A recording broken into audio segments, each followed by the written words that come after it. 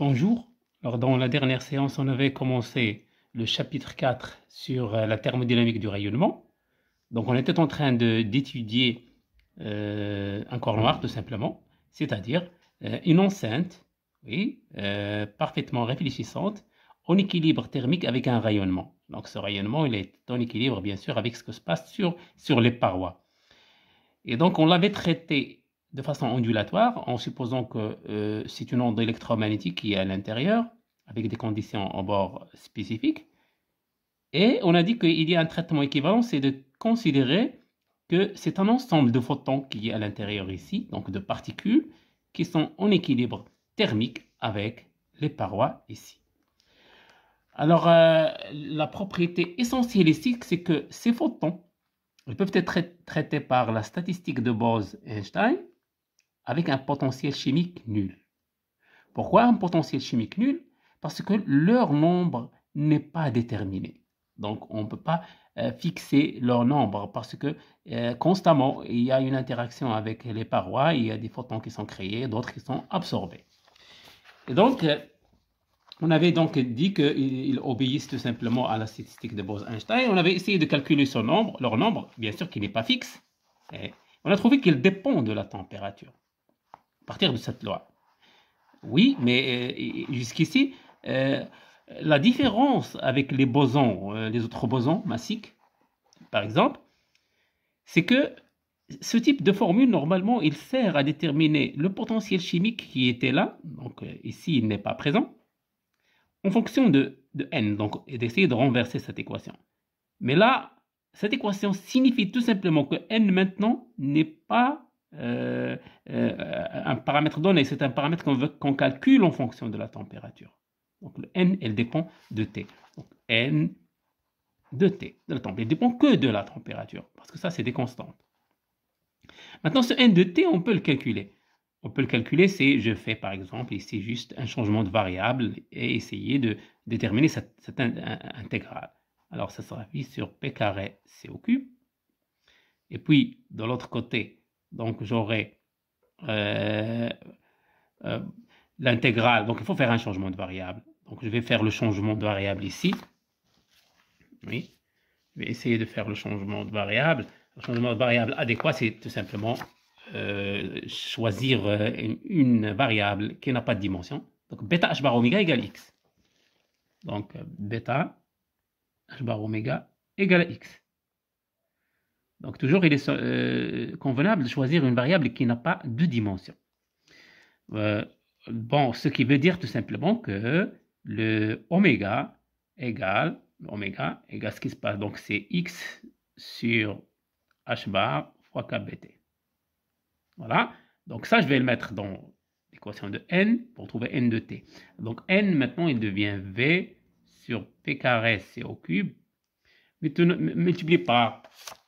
Alors, j'ai un x au carré, un oméga carré, un d oméga. Donc, il y a 3 facteurs de kbt sur h bar. Donc, kbt sur h bar au cube.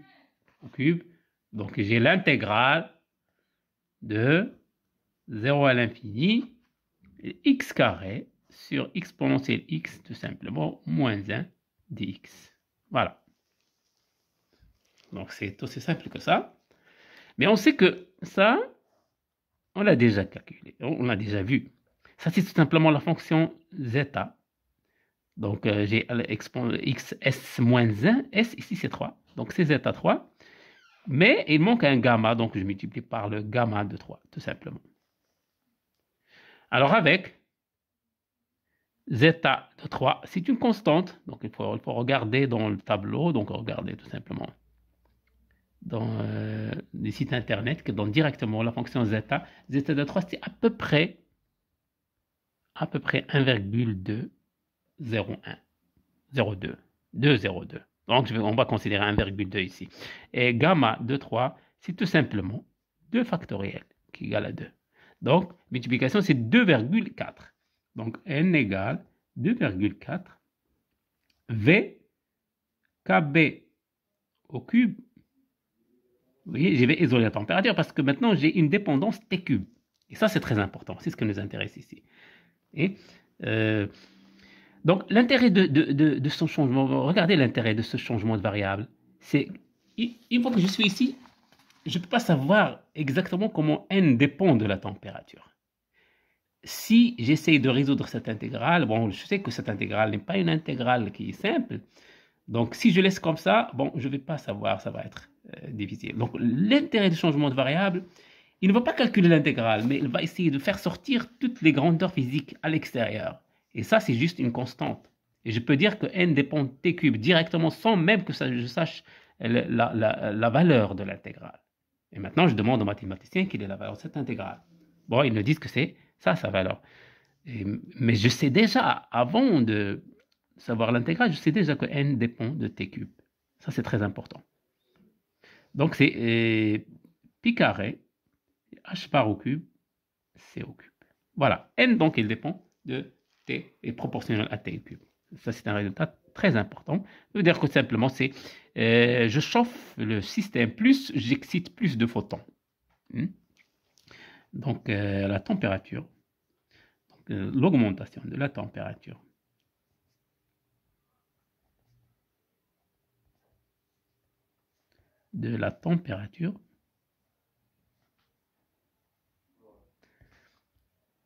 excite plus de photons. Voilà. Donc ça, c'était donc une première section qui est sur les ondes électromagnétiques et photons. Maintenant, on va aborder donc une deuxième section sur les lois du rayonnement thermique.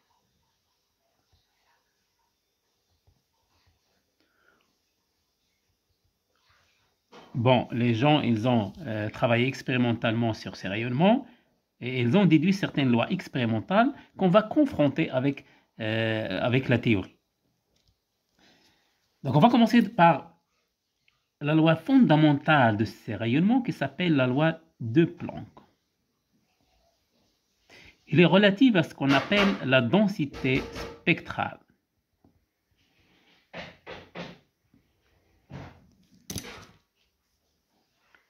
Quand on dit spectral, veut dire tout simplement spectre, donc veut dire fréquence, tout simplement, c'est relatif aux fréquences. Donc, je commande donc normalement, chaque fréquence contribue à ce rayonnement. Chaque fréquence contribue au rayonnement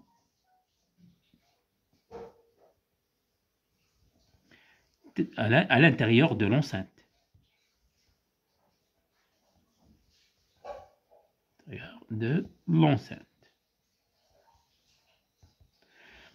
Donc on définit ce qu'on appelle, on définit la densité spectrale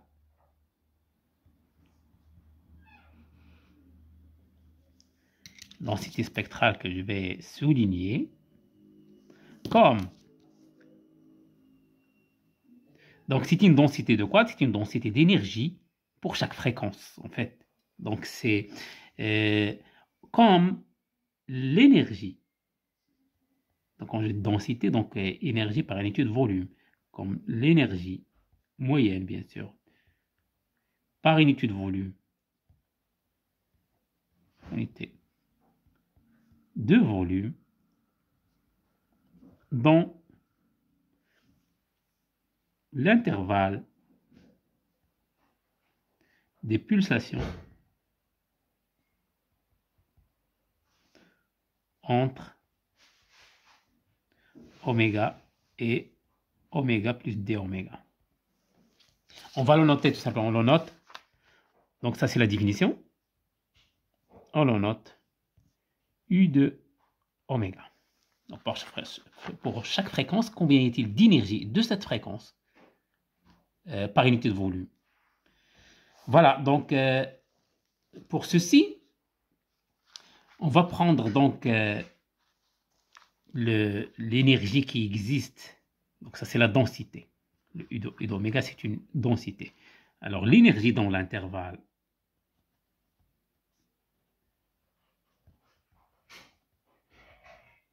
spécifié par unité de volume, bien sûr, par unité de volume.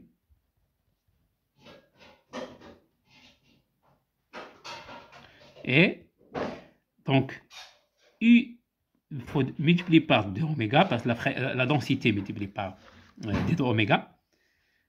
Donc, qui est égal, donc ça c'est par unité de fréquence, normalement, ça c'est par unité de fréquence, est égal au nombre d'états qui existent dans cette fenêtre. Donc, je vais l'appeler d2 oméga, d oméga, ça c'est le nombre d'états dans oméga et oméga plus d oméga. Voilà. Donc, le nombre, et chacun contribue avec, en fait, chaque particule, si vous voulez, qui est chaque photon. Donc, il contribue avec une énergie H bar oméga. Oui, donc ça, c'est l'énergie d'un photon ou d'un mode d'un photon. Et multiplié par le nombre d'occupations. Oui, bon, c'est ça qu'on intègre. Si on intègre ça, on va trouver l'énergie. Sauf que ça, c'est une densité par unité de volume. Donc, par unité de volume, donc il faut diviser par tout par V. Diviser par V. Oui. Normalement, lorsqu'on calcule, on avait affaire à calculer l'énergie, on intègre ça, tout simplement. Et maintenant, on veut tout simplement la portion élémentaire. Bien, alors, il faut calculer ça parce qu'on connaît, on a d de y, dy, ça, on l'avait déjà calculé. Je vais chercher ici. Voilà, donc ça, c'était la densité d'énergie dans l'échelle des énergies. Il suffit juste tout simplement de changer de variable. Donc 8 pi v sur hc au cube. Donc ça, c'est 8 pi v sur hc au cube. Donc h au cube, c au cube, y carré dy. Donc ça, on connaît. Maintenant, en fréquence, c'est tout simplement y égale h bar oméga. Donc en fréquence. C'est PC, c'est h bar oméga, tout ce que vous voulez. Bon, égal, donc ça c'est aussi PC, si vous voulez. Donc l'impulsion fois la vitesse de la lumière. Donc je vais remplacer ici, ça va être 8PV sur h au cube, c au cube. Epsilon au carré, donc c'est h bar oméga au carré, donc c'est h au cube. Et vous avez oméga carré d oméga, qui est égal, donc le h cube il saute. Et, pardon, le h bar au cube, donc je le remplace par, ça va là, sur h au cube, c au cube, ça c'est h sur 2pi, le tout au cube, oméga carré d oméga. Et ce qui donne d oméga égale, vous avez donc le 2 au cube, donc il se simplifie, le p au cube reste un pi en bas, et le h il saute, donc il y a un pi au cube ici, c au cube. Et donc, il reste que P carré, parce qu'il y a un pi en haut. Et il reste le volume, ici. C'est tout. Oméga carré, d oméga. Bien, ça c'est donc, c'est la densité en W, densité d'état ici. Densité d'état, c'est pas densité d'énergie. Densité d'état. C'est-à-dire combien y a-t-il d'état. Et chacun il contribue avec l'énergie H bar oméga, c'est normal. Et il est occupé avec n epsilon qui est le nombre d'occupations. Je vais spécifier ici nombre d'occupations.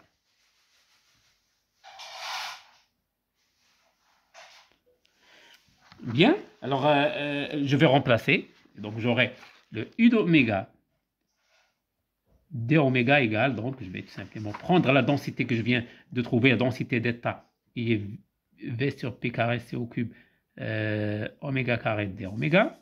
Je multiplie par h bar oméga et je multiplie par n epsilon, c'est-à-dire exponentielle bêta h bar oméga moins 1.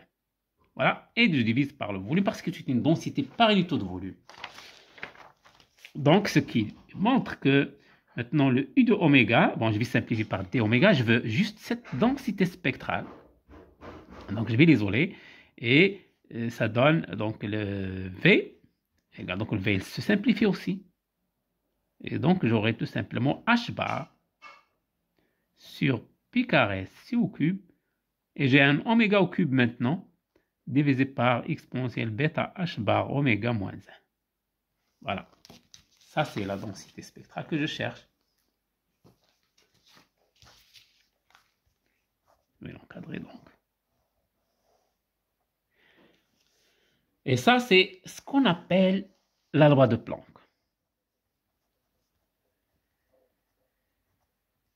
Densité spectrale.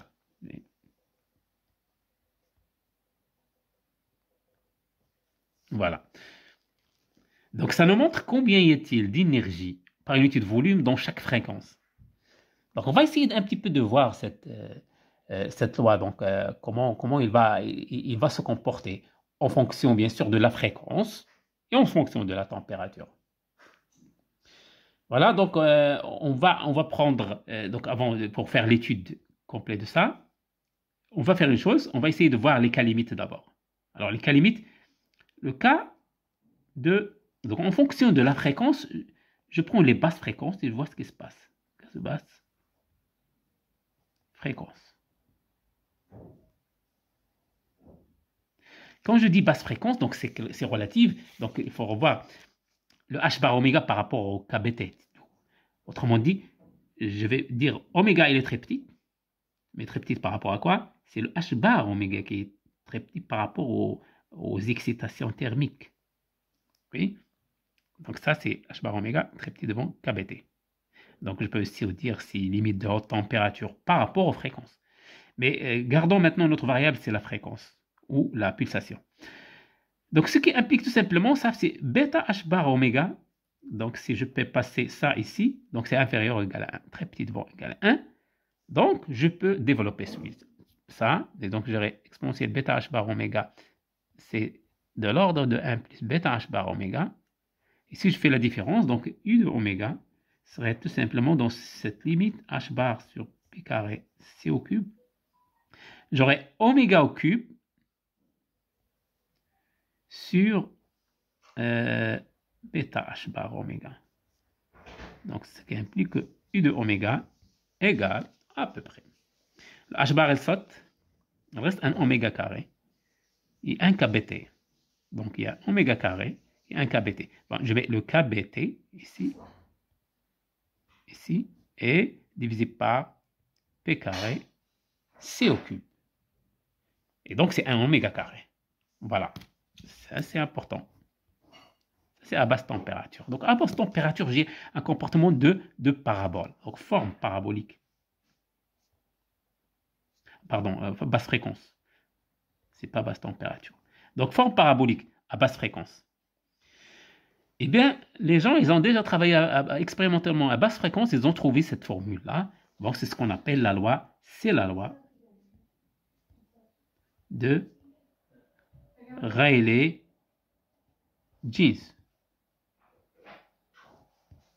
C'est la loi de Rayleigh-Jeans. Elle a été trouvée expérimentalement. Elle a été trouvée expérimentalement. Mais nous, ici, on le trouve théoriquement comme cas particulier. Alors, les gens quand ont vu la confirmation de cette loi par Rayleigh-Jeans expérimentalement, ils ont dit, mais il y a un problème ici. Si j'augmente la fréquence, j'aurai une très grande densité spectrale. Et donc, l'énergie totale qui va être associée va être énorme. Et c'est ce qu'on appelle la catastrophe ultraviolette. Parce que c'est oméga très grand, donc on va avec les grandes fréquences, donc vers la zone, donc on sort du visible, on va vers l'ultraviolet. Et pour l'ultraviolet, ça donne vraiment quelque chose de... Donc ça va être catastrophique. Donc c'est l'origine de ce qu'on appelle la catastrophe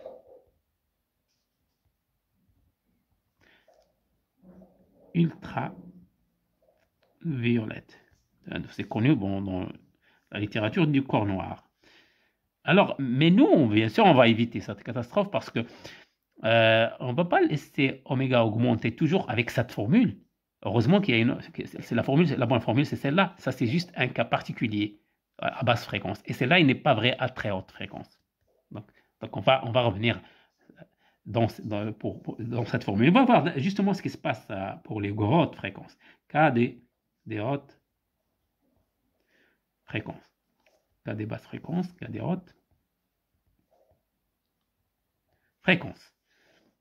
Alors, pour les hautes fréquences, je vais tout simplement dire que, pour simplifier, c'est clair. Donc, ça va être bêta h bar oméga maintenant, il est très très grand devant 1. Au lieu d'être les petits devant 1, maintenant c'est très grand. Donc, ce qui implique que je vais négliger ici le 1 devant l'exponentielle. Donc, c'est évident. Donc, U de oméga, elle est dans l'ordre de h bar sur p carré c au cube, oméga au cube, exponentielle moins bêta h bar oméga. Et donc, j'ai une décroissance exponentielle. Il va bien sûr l'emporter sur ce facteur qui est grand, mais il ne va pas être aussi grand que celui-là est petit. Et donc, c'est une décroissance exponentielle. Donc, heureusement qu'on a une décroissance. Là, c'est une croissance et là, c'est une décroissance. C'est-à-dire que si j'essaie un peu de joindre, donc pour la loi de Planck, en fonction de oméga, j'essaie de tracer cette densité spectrale en fonction de oméga. Je vais avoir un comportement parabolique, oui, mais après je vais avoir une décroissance exponentielle. Donc bien sûr, donc, je vais avoir quelque chose comme ça. Comme ça. Certainement. Donc, il y a deux choses. Ou bien il y a une singularité ici, on aura quelque chose d'infini. Donc ce qui n'est pas apparent ici, il n'y a rien qui dit que c'est singulier. Oui. Ou bien, donc, deuxième cas, c'est avoir un maximum. On va venir ici. Donc, automatiquement, il y aura un maximum, présence d'un maximum ici. Alors, en tout cas, ce qu'on va dire là, c'est que ça, c'est compatible, donc compatible à haute température avec ce qu'on appelle la loi de Vienne. Voilà, c'est la loi de Vienne. Donc, ça, c'est la loi de Vienne. Donc, là, loi de Vienne. Donc, Vienne. Et de ce côté-là, c'est Rayleigh-Jeans. Mais ça, c'est Planck. Vous voyez, tout ça, c'est Planck. Tout ça, c'est Planck. C'est la loi de Planck, qui est générale. Mais bien sûr, Vienne, c'est juste ça. On va prévoir quelque chose qui va ici, vers un point déterminé ici. Et Rayleigh-Jeans, il va prévoir quelque chose qui va aller à l'infini, comme ça. Bien. Donc, c'est la loi de Vienne, aussi confirmée expérimentalement.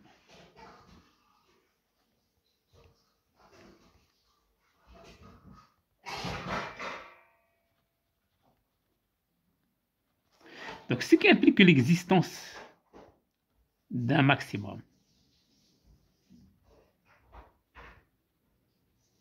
en U égale UM, on va l'appeler UM. Donc ça va être UM. On va essayer de voir la position de ce maximum, on peut le calculer. Alors pour le calculer, donc il faut tout simplement dériver, donc ça va être d de U de oméga sur d oméga. Je vais poser égal 0 et je vais voir. Donc égal. Je vais dériver, donc h bar sur, c'est un facteur multiplicatif. Et la dérivée de oméga cube sur ça, donc c'est la dérivée de ceci fois ceci. Donc c'est 3 oméga carré fois l'exponentielle bêta h bar oméga moins 1, moins, et puis sur ça au carré. Moins quoi? Alors moins ça, donc oméga au cube, multiplié par la dérivée de ceci. Alors dérivée par rapport c'est la dérivée par rapport à oméga, bien sûr. Dérivée par rapport à oméga. Donc, puisque j'ai une dérivée par rapport à oméga, je vais essayer donc de mettre les facteurs que je dois mettre là.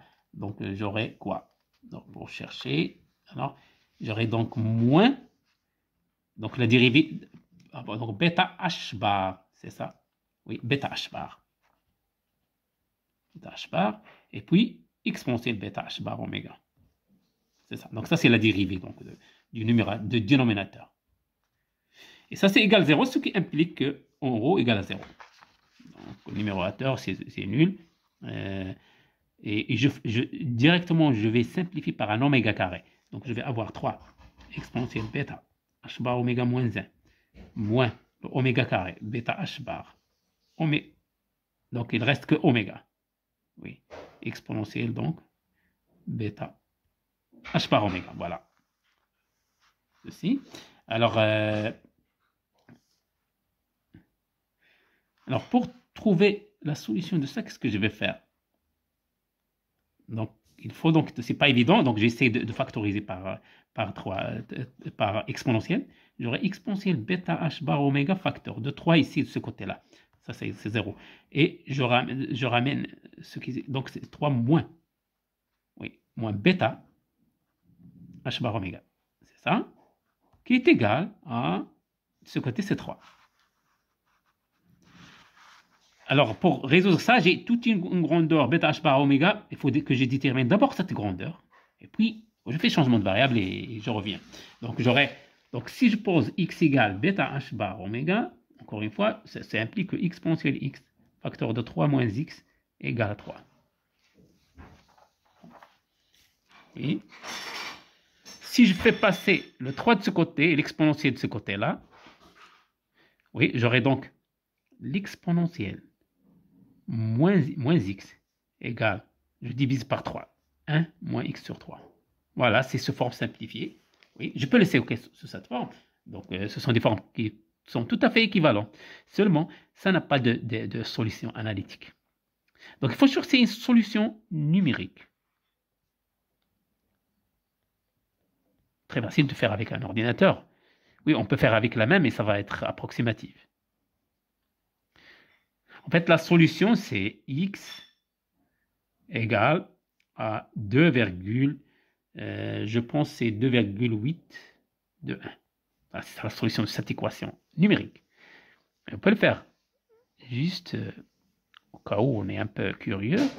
Donc, on va essayer de voir, donc, par exemple, l'image de ici, je vais tracer deux courbes, voir l'intersection. La première courbe, c'est exponentielle moins x. Donc, ça commence à 1 et ça décroît.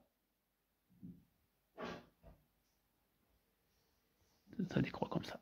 Voilà. Alors, celui-là, c'est une fonction qui est décroissante, bien sûr. En x égale 0, ça commence aussi à 1. Oui, en x égale 0, donc ça commence à 1. Et ça finit où? Donc, ça va finir là où j'ai...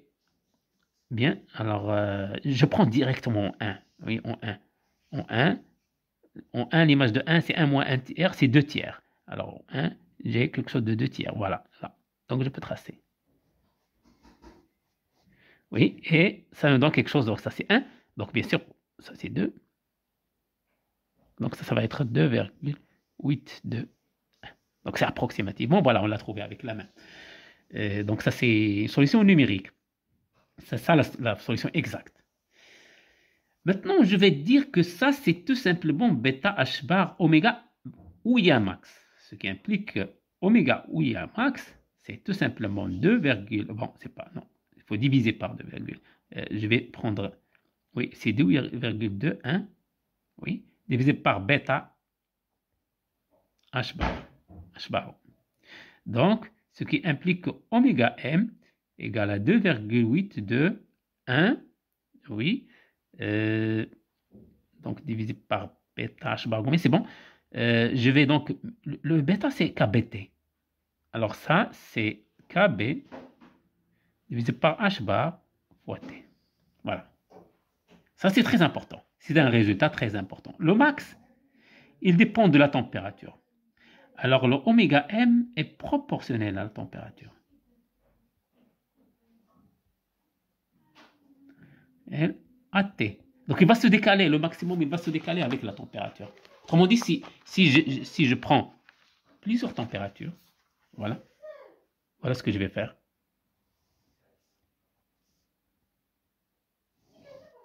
Donc en fonction de oméga, je prends un exemple, une basse température. Pour une basse température, j'aurai quelque chose comme ça. Voilà, pour une basse température. Si je prends une autre température, j'aurai un peu quelque chose comme ça. Donc il va se décaler un peu proportionnellement à la température, puis il va rejoindre l'autre. Donc si je prends une troisième température, Donc, il va prendre quelque chose de comme ça. Voilà.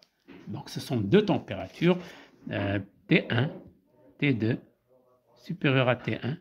Là, c'est T3 supérieur à T2. Donc, on voit bien que le max, il se décale. Voilà, en fonction de la température. Le max des énergies, bien sûr. En fonction de la fréquence, ce maximum-là.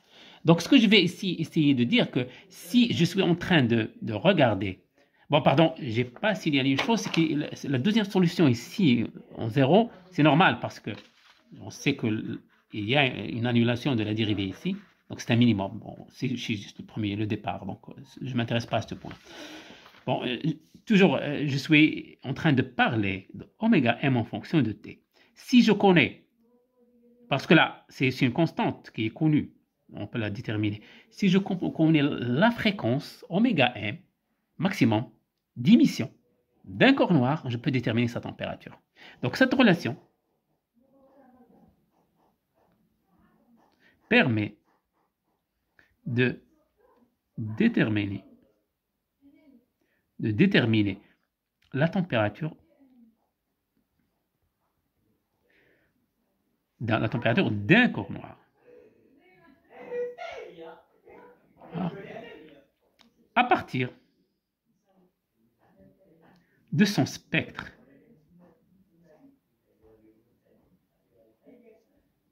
d'émission, bien sûr. Son spectre d'émission. Exemple pour le Soleil. Le Soleil, c'est la source de la lumière visible. Bon, la lumière visible, par exemple. La lumière visible. Alors, pour la lumière visible, j'ai oméga. La plus petite fréquence visible, c'est le rouge. On a une estimation de la fréquence du rouge. La fréquence du rouge, c'est 2,4 10 à la puissance 15. 2,4 10 à la puissance 15 secondes moins 1, c'est radians par seconde. Donc, jusqu'à la plus grande fréquence qu'on peut observer, c'est bien sûr le violet. Le violet. C'est de l'ordre de 4,7 10 à la puissance 15 secondes moins 1. Alors, au milieu, le maximum qu'on a observé, c'est à peu près vers le jaune. C'est à peu près vers le jaune. Donc, oméga max, c'est à peu près. Donc, ça va être quelque chose entre les deux. Donc, je donne la valeur exacte presque. 3,55, 10 à la puissance 15 secondes moins 1. Donc, à partir de ça, je connais le... pardon. Voilà, donc ça, c'est le rouge et ça, c'est le violet. Les deux fréquences. Et le maximum d'émission, c'est donc cette fréquence qui est en milieu entre les deux. Et donc, ça va être, après avoir remplacé ici, et avec sa constante, je trouve la température. Ce qui donne une température du Soleil à peu près égale, donc par calcul, 8500 degrés Kelvin. Alors que si j'essaie de regarder ce qui se passe pour la température du Soleil, normalement c'est réel, ce qui est réel, c'est TS. À peu près, bon, il y a une certaine estimation de 6500 degrés Kelvin. Donc, vous voyez, c'est une certaine différence, bien sûr, c'est dû à beaucoup de choses. Il y a une atmosphère qui absorbe certaines fréquences, etc.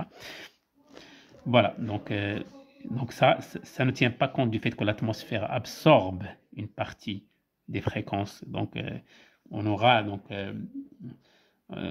ici donc on aura une température plus basse que s'il n'y avait pas d'atmosphère. Donc, mais là, on ne tient pas compte de ces absorptions dans l'atmosphère.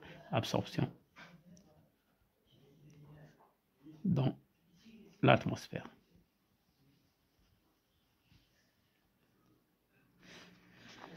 Voilà, donc